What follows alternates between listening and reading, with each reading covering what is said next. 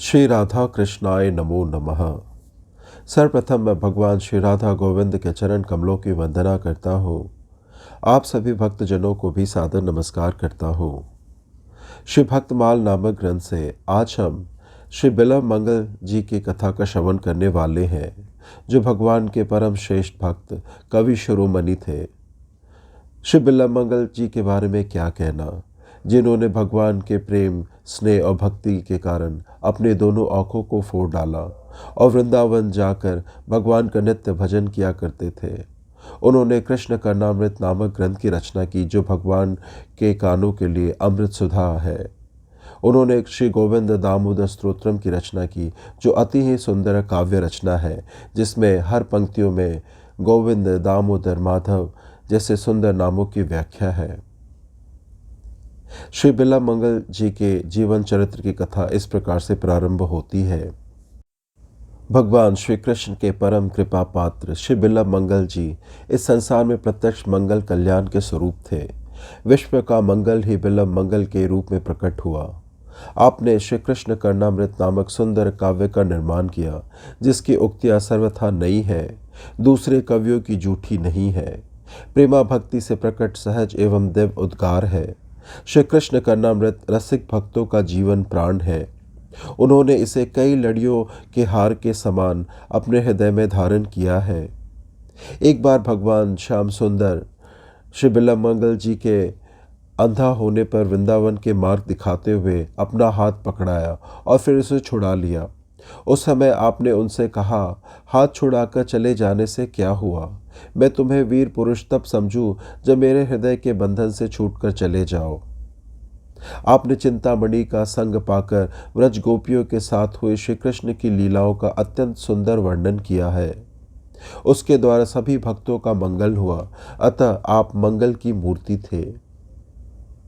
दक्षिण प्रदेश में कृष्णवीणा नदी के तट पर एक ग्राम में रामदास नामक एक भगवत भक्त ब्राह्मण निवास करते थे। उन्हीं के पुत्र का नाम था बिल्व मंगल। पिता ने यथासाध्य पुत्र को धर्मशास्त्रों की शिक्षा दी थी। बिल्व मंगल पिता की शिक्षा तथा उनके भक्ति भाव के प्रभाव से बाल्यकाल में ही अति शांत, शिष्ट और श्रद्धावान हो गए थे। परंतु देवयोग से पिता माता के देह अवसान होने पर जब से घर की संपत्ति पर उसका अधिकार हुआ, तभी से उसके कुसंगे मित्र जुटने लगे। संग के दोष से बिल्व मंगल के अंतःकरण में अनेक दोषों ने अपना घर कर लिया। एक दिन गांव में कहीं चिंतामणि नाम की वैश्या का नाच था। शौकीनों के दल नाच में जा रहे थे। बिल्व मंगल भी अपने मित्रों के साथ वहां जा पहुंचा। वैश्या को देखते ही बिल्व मंगल का मन चंचल हो उठा। विवेक शून्य बुद्धि ने सहारा दिया। बिल्व मंगल डूबा और उसने हाड़ मांस से भरे चाम के कल्पित रूप पर अपना सर्वस्व निछावर कर दिया। तन, मन, धन, कुल, मान, मर्यादा और धर्म सबको उत्सर्ग कर दिया। ब्राह्मण कुमार का पूरा पतन हुआ। सोते जागते, उठते बैठते और खाते पीते सब समय बिल्व मंगल के चिंतन की वस्तु केवल एक चिंतामणि ही रह गई। बिल्व मंगल के पिता का श्राद्ध है, इसलिए आज वह नदी के उस पार चिंतामणि के घर नहीं जा सकता। श्राद्ध की तैयारी हो रही है। विद्वान कुल पुरोहित बिल्व मंगल से श्राद्ध के मंत्रों की आवृत्ति करवा रहे हैं, परंतु उसका मन चिंतामणि की चिंता में ही निमग्न है। उसे कुछ भी अच्छा नहीं लगता। किसी प्रकार श्राद्ध समाप्त कर जैसे तैसे ब्राह्मणों को झटपट भोजन करवाकर बिल्व मंगल चिंतामणि के घर जाने को तैयार हुआ। संध्या हो चुकी थी। लोगों ने समझाया कि भाई, आज तुम्हारे पिता का श्राद्ध है, वैश्या के घर नहीं जाना चाहिए, परंतु कौन सुनता था। उसका हृदय तो कभी का धर्म कर्म से शून्य हो चुका था। बिल्व मंगल दौड़कर नदी के किनारे पहुंचा। भगवान की माया अपार है। अकस्मात प्रबल वेग से तूफान आया और उसी के साथ मूसलाधार वर्षा होने लगी। आकाश में अंधकार छा गया। बादलों की भयानक गर्जना और बिजली की कड़कड़ाहट से जीव मात्र भयभीत हो गए। रात दिन नदी में रहने वाले केवटों ने भी नावों को किनारे बांधकर वृक्षों का आश्रय लिया, परंतु बिल्व मंगल पर इन सब का कोई असर नहीं पड़ा। उसने केवटों से उस पार ले चलने को कहा, बारंबार विनती की, उतराई का भी गहरा लालच दिया, परंतु मृत्यु का सामना करने को कौन तैयार होता। सबने इनकार कर दिया। जो जो विलंब होता था त्यों ही त्यों बिल्व मंगल की व्याकुलता बढ़ती जाती थी। अंत में वह अधीर हो उठा और कुछ भी आगा पीछा न सोचकर तैर कर पार जाने के लिए सहसा नदी में कूद पड़ा। भयानक दुस्साहस का कर्म था, परंतु कामतुरण न भय न लज्जया। संयोगवश नदी में एक मुर्दा बह जा रहा था। बिल्व मंगल तो बेहोश था। उसने उसे काट समझा और उसी के सहारे नदी के उस पार चला गया। उसे कपड़ों की सुध नहीं थी, बिल्कुल दिगंबर हो गया था। चारों ओर अंधकार छाया हुआ था। बनेले पशु भयानक शब्द कर रहे थे। कहीं मनुष्य की गंध भी नहीं थी, परंतु बिल्व मंगल उन्मत्त की भांति अपने धुन में चला जा रहा था। कुछ ही दूर पर चिंतामणि का घर था। श्राद्ध के कारण आज बिल्व मंगल के आने की बात नहीं थी, अतएव चिंता घर के सब दरवाजों को बंद करके निश्चिंत होकर सो चुकी थी। बिल्व मंगल ने बाहर से बहुत पुकारा, परंतु तूफान के कारण अंदर कुछ भी नहीं सुनाई पड़ा। बिल्व मंगल ने इधर उधर ताकते हुए बिजली के प्रकाश में दीवार पर एक रस्सा सा लटकता देखा। तुरंत उसने उसे पकड़ा और उसी के सहारे दीवार फांदकर अंदर चला गया। चिंता को जगाया। वह तो इसे देखते ही स्तंभित सी रह गई। सारा शरीर पानी से भीगा हुआ, भयानक दुर्गंध आ रही है। उसने कहा, तुम इस भयावनी रात में नदी पार करके बंद घर में कैसे आए? बिल्व मंगल ने काट पर चढ़कर नदी पार होने और रस्से की सहायता से दीवार पर चढ़ने की कथा सुनाई। वृष्टि थम चुकी थी। चिंता दीपक हाथ में लेकर बाहर आई। देखती है तो दीवार पर भयानक काला नाग लटक रहा है और नदी के तीर सड़ा मुर्दा पड़ा है। बिल्व मंगल ने भी देखा और देखते ही कांप उठा। चिंता ने भर्त्सना करके कहा, तू ब्राह्मण है, अरे आज तेरे पिता का श्राद्ध है, परंतु एक हाड़ मांस की पुतली पर तू इतना आसक्त हो गया है कि अपने सारे धर्म कर को तिलांजलि देकर इस डरावनी रात में मुर्दे और सांप की सहायता से यहाँ दौड़ा आया। तू आज जिसे परम सुंदर समझकर इस तरह पागल हो रहा है, उसका भी एक दिन तो वही परिणाम होने वाला है जो तेरी आंखों के सामने इस सड़े मुर्दे का है। धिक्कार है तेरी इस नीच वृत्ति को। अरे यदि तू इसी प्रकार उस मनमोहन श्याम सुंदर पर आसक्त होता, यदि उससे मिलने के लिए यो छटपटाकर दौड़ता, तो अब तक उसको पाकर तो अवश्य ही कृतार्थ हो चुका होता। वैश्या की वाणी ने बड़ा काम किया। बिल्व मंगल चुप होकर सोचने लगा। बाल्यकाल की स्मृति उसके मन में जाग उठी। पिताजी की भक्ति और उनकी धर्मप्राणता के दृश्य उसकी आंखों के सामने मूर्तिमान होकर नाचने लगे। बिल्व मंगल की हृदय तंत्री नवीन सुरों से बज उठी।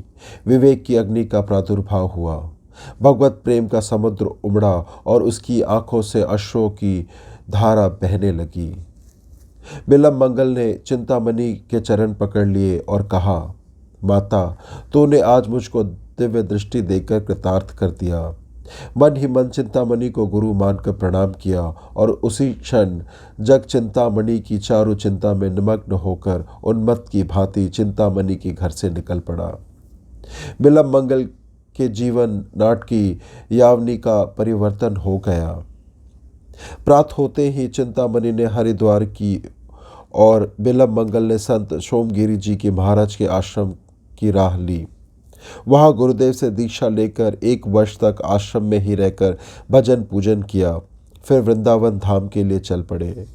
श्याम सुंदर की प्रेममयी मनोहर मूर्ति का दर्शन करने के लिए बिल्व मंगल पागल की तरह जगह जगह भटकने लगे। कई दिनों के बाद एक दिन अकस्मात उसे रास्ते में एक परम रूपवती युवती दिख पड़ी। पूर्व संस्कार अभी सर्वथा नहीं मिटे थे। युवती का सुंदर रूप देखते ही नेत्र चंचल हो उठे और नेत्रों के साथ ही मन भी खिंचा। बिल्व मंगल को फिर मोह हुआ। भगवान को भूलकर वह पुनः पतंग बनकर विषाग्नि को की ओर दौड़ा। बिल्व मंगल युवती के पीछे पीछे उसके मकान तक गया। युवती अपने घर के अंदर चली गई। बिल्व मंगल उदास होकर घर के दरवाजे पर बैठ गया। घर के मालिक ने बाहर आकर देखा कि एक मलिन मुख अतिथि ब्राह्मण बाहर बैठा है। उसने कारण पूछा। बिल्व मंगल ने कपट छोड़कर सारी घटना सुना दी और कहा कि मैं एक बार फिर से उस युवती को प्राण भर कर देख लेना चाहता हूँ, तुम उसे यहाँ बुलवा दो। युवती उसे गृहस्थ की धर्मपत्नी थी। गृहस्थ ने सोचा कि इसमें हानि ही क्या है, यदि उसके देखने से ही इसकी तृप्ति होती है तो अच्छी बात है।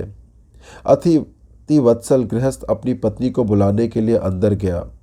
इधर बिल्व मंगल के मन समुद्र में तरह तरह की तरंगों का तूफान उठने लगा, जो एक बार अनिश्चित उन अशरण शरण की शरण में चला जाता है, उसके योगक्षेम का सारा भार वे अपने ऊपर उठा लेते हैं। आज बिल्व मंगल को संभालने की भी चिंता उन्हीं को पड़ी। दीन वत्सल भगवान ने अज्ञानंद बिल्व मंगल को दिव्य चक्षु प्रदान किए। उसको अपनी अवस्था का यथार्थ ज्ञान हुआ। हृदय शोक से भर गया और नामालूम क्या सोचकर उसने पास के बेल के पेड़ से 2 कांटे तोड़ लिए। इतने में ही गृहस्थ की धर्मपत्नी वहां आ पहुंची। बिल्व मंगल ने उसे फिर देखा और मन ही मन अपने आप को धिक्कार देकर कहने लगा कि अभागी आंखें, यदि तुम ना होती तो आज मेरा इतना पतन क्यों होता। इतना कहकर बिल्व मंगल ने उन दोनों कांटों को दोनों आंखों में भोंक लिया। आंखों से रुधिर की अजत्र धारा बहने लगी। बिल्व मंगल हंसता और नाचता हुआ तुमुल हरिध्वनि से आकाश को गुंजाने लगा। गृहस्थ को और उसकी पत्नी को बड़ा दुख हुआ, परंतु वे बेचारे निरुपाय थे। बिल्व मंगल का बचा खुचाचित मल भी आज सारा नष्ट हो गया और अब तो वह उस अनाथ के नाथ को अतिशीघ्र पाने के लिए बड़ा ही व्याकुल हो उठा। उसके जीवन नाटक का यह तीसरा पट परिवर्तन हुआ। परम प्रियतम श्री कृष्ण के वियोग की दारुण व्यथा से उसकी फूटी आंखों ने 24 घंटे आंसुओं की झड़ी लगा दी। न भूख का पता है, न प्यास का, न सोने का ज्ञान है और न जागने का। कृष्ण कृष्ण की पुकार से दिशाओं को गुंजारता हुआ बिल्व मंगल जंगल जंगल और गांव गांव में घूम रहा है। जिस दीन बंधु के लिए जानबूझकर आंखें फोड़ी, जिस प्रियतम को पाने के लिए ऐश आराम पर लात मारी, वह मिलने में इतना विलंब करे, यह भला किसी से कैसे सहन हो। पर जो सच्चे प्रेमी होते हैं वे प्रेमास्पद के विरह में जीवन भर रोया करते हैं, सहस्त्रों आपत्तियों को सहन करते हैं, परंतु उस पर दोषारोपण कदापि नहीं करते। उनको अपने प्रेमास्पद में कभी दोष नहीं दिखाई देता। ऐसे प्रेमी के लिए प्रेमास्पद भी कभी चैन नहीं पड़ता, उसे दौड़कर आना ही पड़ता है। आज अंध बिल्व मंगल श्री कृष्ण प्रेम में मतवाला होकर जहां तहां भटक रहा है। कहीं गिर पड़ता, कहीं टकरा जाता, अन्न जल का तो कोई ठिकाना ही नहीं। ऐसी दशा में प्रेम में श्री कृष्ण कैसे निश्चिंत रह सकते। एक छोटे से गोप बालक के वेश में भगवान बिल्व मंगल के पास आकर अपनी मुनि मनमोहिनी मधुर वाणी से बोले, सूरदास जी, आपको बड़ी भूख लगी है, मैं कुछ मिठाई लाया हूँ, जल भी लाया हूँ, आप इसे ग्रहण कीजिए। बिल्व मंगल के प्राण तो बालक के उस मधुर स्वर से ही मोहे जा चुके थे। उसके हाथ का दुर्लभ प्रसाद पाकर तो उसका हृदय हर्ष के हिलोरों से उछल उठा। बिल्व मंगल ने बालक से पूछा, भैया तुम्हारा घर कहाँ है, तुम्हारा नाम क्या है, तुम क्या किया करते हो। बालक ने कहा, मेरा घर पास ही है, मेरा कोई खास नाम नहीं, जो मुझे जिस नाम से पुकारता है मैं उसी से बोलता हूँ। गौवे चराता करता हूँ, मुझसे जो प्रेम करते हैं मैं भी उनसे प्रेम करता हूँ। बिल्व मंगल बालक की वीणा विनंदित वाणी सुनकर विमुक्त हो गए। बालक जाते जाते कह गया कि मैं रोज आकर आपको भोजन करवा जाया करूँगा। बिल्व मंगल ने कहा, बड़ी अच्छी बात है, तुम रोज आया करो। बालक चला गया और बिल्व मंगल का मन भी साथ लेता गया। मनचोर तो उसका नाम ही ठहरा। अनेक प्रकार की सामग्रियों से भोग लगाकर भी लोग जिनकी कृपा के लिए तरसा करते हैं, वही कृपा सिंधु रोज बिल्व मंगल को अपने कर कमलों से भोजन करवाने आते हैं। धन्य है, भक्त के लिए भगवान क्या क्या नहीं करते। बिल्व मंगल अब तक यह तो नहीं समझा कि मैंने जिसके लिए फकीरी का बना लिया है और आंखों में कांटे चुभाए वह बालक यही है, परंतु उस गोप बालक ने भी उसके हृदय पर इतना अधिकार अवश्य जमा लिया कि उसको दूसरी बात का सुनना भी असह्य हो उठा। एक दिन बिल्व मंगल मन ही मन विचार करने लगे कि सारी आफतें छोड़कर यहाँ तक आया, यहाँ यह नई आफत आ गई। स्त्री के मुंह से छूटा तो इस बालक ने मुंह में घेर लिया। यह सोच ही रहा था कि वह रसिक बालक उसके पास आ बैठा और अपनी दीवाना बना देने वाली वाणी से बोला, बाबा जी चुपचाप क्या सोचते हो, वृंदावन चलोगे? वृंदावन का नाम सुनते ही बिल्व मंगल का हृदय हरा हो गया, परंतु अपनी असमर्थता प्रकट करते हुए बोला, भैया मैं अंधा वृंदावन कैसे जाऊं? बालक ने कहा, ये लो मेरी लाठी, मैं इसे पकड़े पकड़े तुम्हारे साथ चलता हूँ। बिल्व मंगल का मुख खिल उठा। लाठी पकड़कर भगवान भक्त के आगे आगे चलने लगे। धन्य दयालुता, भक्त की लाठी पकड़कर मार्ग दिखाते हैं। थोड़ी सी दूर जाकर बालक ने कहा, लो वृंदावन आ गया, अब मैं जाता हूँ। बिल्व मंगल ने बालक का हाथ पकड़ लिया। हाथ का स्पर्श होते ही सारे शरीर में बिजली सी दौड़ गई। सात्विक प्रकाश से सारे द्वार प्रकाशित हो उठे। बिल्व मंगल ने दृढ़ दृष्टि पाई और उसने देखा कि बालक के रूप में साक्षात मेरे श्याम सुंदर ही है। बिल्व मंगल का शरीर रोमांचित हो गया। आंखों से प्रेमश्रु की अनवरत धारा बहने लगी। भगवान का हाथ उसने और भी जोर से पकड़ लिया और कहा, अब पहचान लिया, बहुत दिनों के बाद पकड़ सका हूँ प्रभु, अब नहीं छोड़ने का। भगवान ने कहा, छोड़ते हो कि नहीं? बिल्व मंगल ने कहा, नहीं, कभी नहीं, त्रिकाल में भी नहीं। भगवान ने जोर से झटका देकर हाथ छुड़ा लिया। भला जिनके बल से बलान्वित होकर माया ने सारे जगत को पददलित कर रखा है, उसके बल के सामने बेचारा अंधा क्या कर सकता था? परंतु उसने एक ऐसी रज्जू से उनको बांध लिया कि जिससे छूटकर जाना उनके लिए बड़ी टेढ़ी खीर थी। हाथ छुड़ाते ही बिल्व मंगल ने कहा, जाते हो पर स्मरण रखना, हाथ छुड़ाए जात हो निबल जानी के मोही, हृदय ते जब जाओगे सबल बंदोगे तो ही। भगवान नहीं जा सके, जाते भी कैसे प्रतिज्ञा कर चुके थे। जो मुझको जैसे भजते हैं मैं भी उनको वैसे ही भजता हूँ। भगवान ने बिल्व मंगल की आंखों पर अपना कोमल कर कमल फिराया। उसकी आंखें खुल गई। नेत्रों से प्रत्यक्ष भगवान को देखकर उनके भुवन मोहिनी अनूप रूप राशि के दर्शन पाकर बिल्व मंगल अपने आप को संभाल नहीं सका। वह चरणों में गिर पड़ा और प्रेमश्रु के प्रभु के पावन चरण कमलों को धोने लगा। भगवान ने उठाकर उसे अपनी छाती से लगा लिया। भक्त और भगवान के मधुर मिलन से समस्त जगत में मधुरता छा गई। देवता पुष्पवृष्टि करने लगे। संत भक्तों के दल नाचने लगे। हरिनाम की पवित्र ध्वनि से आकाश परिपूर्ण हो गया। भक्त और भगवान दोनों धन्य हैं। वैश्या चिंतामणि, गृहस्थ और उसकी पत्नी भी वहां आ गई। भक्त के प्रभाव से भगवान ने उन सबको अपना दिव्य दर्शन देकर कृतार्थ किया। बिल्व मंगल जीवन में भक्ति का प्रचार करके भगवान की महिमा बढ़ाते रहे और अंत में गोलोक धाम पधारे। इस प्रकार से महान कवि शिरोमणि भक्त श्री बिल्व मंगलाचार्य जी की यह सुंदर जीवन कथा यही संपन्न होती है। कथा श्रवण करने के लिए और अपना बहुमूल्य समय देने के लिए आपको धन्यवाद।